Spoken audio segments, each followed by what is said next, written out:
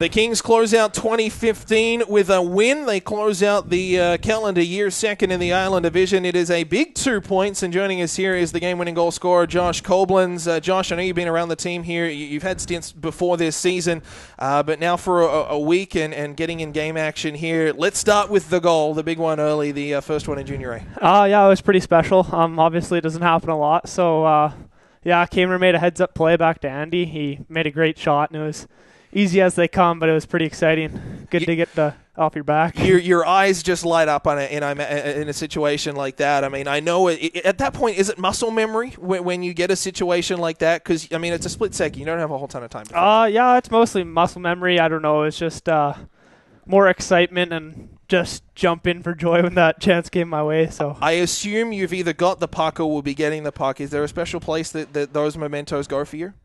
Not really. I'll probably find a place in my room somewhere everyone can see it. Pretty special moment. So let's go through the game overall, and I want to talk about that second period because the guys buzzed. I mean, you were 2 goals on 4 shots, 3 goals on 6 shots. You wind up 4 goals on 12 shots in the period. Take us through that second and how the boys are feeling on the bench and just seeing each line was rolling. Well, going into the game, we wanted bench energy. So I think going into the second, we stressed that and we got some, and then that just energized the guys. And we made some great plays, got a couple goals from some key players, and just all-around fun period. Great to be on the ice, super energy, and just a blast to be out there. The goal early from Ryland Ball, I imagine, helps as well. I mean, to get that 40 seconds in, any time you can get a goal like that, what does that do for a bench to engage you, particularly at such a precarious point when it was still 1-0?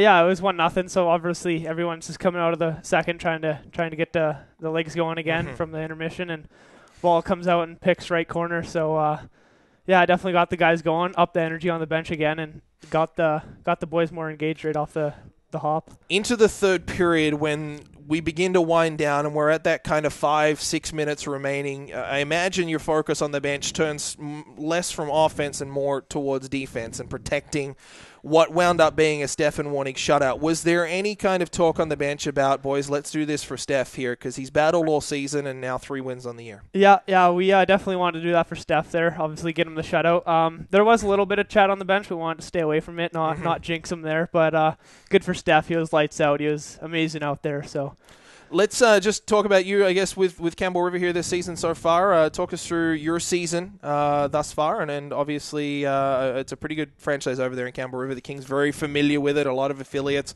2 on the team this year with Gavin Rouser and Andy Stevens. How has your season been going, and how are the Storm doing in the VA? My season's been good, playing with some good players. Most of the players on that, all the players on that team are excellent quality players. Playing in Campbell River especially, you get a whole bunch of fans, and it's just the fans live and die for that team over there. Season-wise, we could be better, but we're sitting second in the league right now. We're chasing the Cougs, so hopefully we can catch them and knock them out in playoffs. Let's when you get this opportunity to kind of come up here to the Kings and experience Junior A and get an opportunity to come into a game. I think it was game 4 for you tonight this season. What's the difficulty in the adjustment for you, I guess, to come up here and adjust to new systems? Because you slotted in right with Chris Protopoulos and Austin Cameron. Didn't seem to miss a beat in replacement of Mitchell Haas. I just think just getting your feet moving. I mean, the faster you move your feet, the more time you got, and obviously it's a quicker game. So just working hard is the main thing. Just finding space for yourself and trying to make the right play every time. Josh, congratulations on the goal. Well done. First in Junior A. Congratulations on the win as well. Thanks so much for coming up and doing this. Thank you very much. Brock, let's talk about the victory and the ramifications from it. You finished second in the Island Division. We talked about this a little bit last night in terms of the motivation. I brought it up with a guy like Liam Lawson as well in terms of how much that is in the mind. Considering a bit of a rough stretch there, obviously an up-and-down season, the finish before the Christmas break as well, a good amount of gratification, I imagine, to be where you are, considering a bit of a rough start. No, definitely. I mean, we today we came out and battled hard for a full 60, and complete night and day effort from last night. I thought, last night we had a couple lines going, and today we had everybody pitching in. Everyone was getting on the cycle. We were winning puck battles. We were great on the forecheck. So you can see when you got lines contributing. I think Finney's line of him, McCarrick, and Rouser on the power play getting an opportunity and end up scoring. So no, it's nice when you have all 4 lines going, and I mean, yes, it's awesome to jump Cowichan and get into second place for the time being. Let's start dissect the game with the guy that you brought up for the post-game show, Josh Coblenz. He flies, and he was a great fill-in for Mitchell Hawes there and just slid into that line naturally. No, he's, I mean, obviously you can see it's not, not his first game with us, but nice for him to get a goal and so be it the game winner. But no, I mean, he's earned it. I mean, give him an opportunity to come over. I mean, poor guy's been getting up in December there when we were having those home games and teams were going the long way around. We tried to bring him over in the 6 a.m. boats. He'd be up at 5 and get down to the ferry and find out the whole day's canceled. So it was nice to get him over and obviously get him in the lineup, and it pays dividends for us. So it's nice. You can rely on guys to come over and fill in, and he makes it tough to take him out and not play him. So. Let's go through that second period. 4 goals on 12 shots, just real capitalization from the Kings on chances, which is something we've talked about maybe in a bit of a negative connotation through this season, because it's often easier to kind of remember the times when you miss your opportunities. I can't think of anything in that second period that didn't get buried. No, it was a good period. Obviously, Ryland with a nice shot pick in a corner, and then the breakaway pass, nice outlet pass by Andy right up the middle to Leipzig, and the power play goal, Rouser and Finney and McCarrick junk in the net, and banging in a rebound. So it was definitely a good period for us. I thought our D were great in transition today of finding finding ways to get the pucks up to the forward, and if not, getting the red and strategically dumping it where our forwards can get it back. So I thought all around, before lines and the 6D and Steph, it was a great team effort. I want to talk to Steph in a minute, but you bring up the D-man moving the puck north-south. I don't think that was better personified than by Andy Stevens tonight on the Jeremy Leipzig goal. No, exactly. I mean, it's we've been harping on him all year about communication, and finally guys are starting to talk on the ice. I mean, even Protopoulos there, you can hear him skating by the bench at the end, yelling glass at the D-man and just going and ends up on a partial breakaway. So, it's simplifying our game, and that's just done through communication. So, they're happy when they win. They're pretty sad when they lose. So, the more chatter we have, the more upbeat we are on the bench and on the ice, the better we play as a team, and you could see that here today. Stefan Warnick, 26 saves, his third victory of the season, all against Alberni, 2 via shutout, including tonight, obviously, in the 5-0 victory. What did you like about him?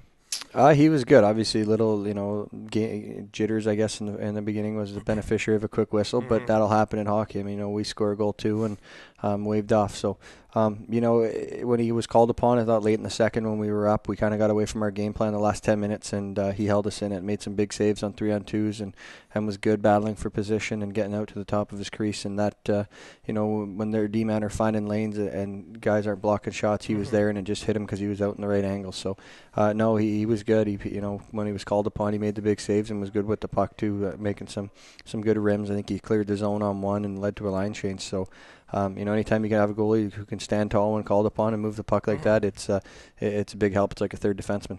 Brock, congratulations on the win. Before we sign off tonight, I did want to get your thoughts on the Nanaimo Clippers. They're in town here Saturday, Sunday.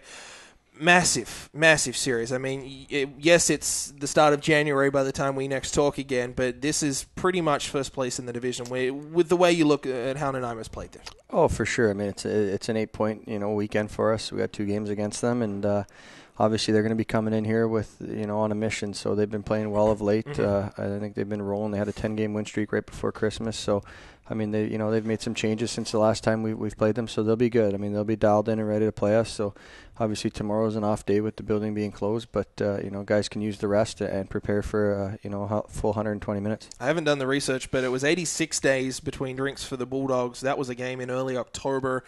Last one against the Clippers would have been late September, so we might be nearing 100 days between games for the Kings and the Clippers, which is so weird to say. Divisional opponents, you don't see them for 3 months. So. Yeah, but it is nice. I mean, you see them a lot down the stretch, obviously, and it's going to go right down to the the end of the regular season with games against them. I think we have them 3 times in our last 5, all on the road. So, it is what it is. But when it comes down to crunch time and standing position is in place, that's when you really determine how your team's going to respond. Brock, congratulations on the win. Happy New Year. Yeah, thank you. Same to you. 2015 is heading off in, what time is it right now? 7:30. That's 4.5 hours or so. We'll ring in 2016. So hopefully it's a good year to you and the Kings, and thanks so much for doing this. Thank you very much.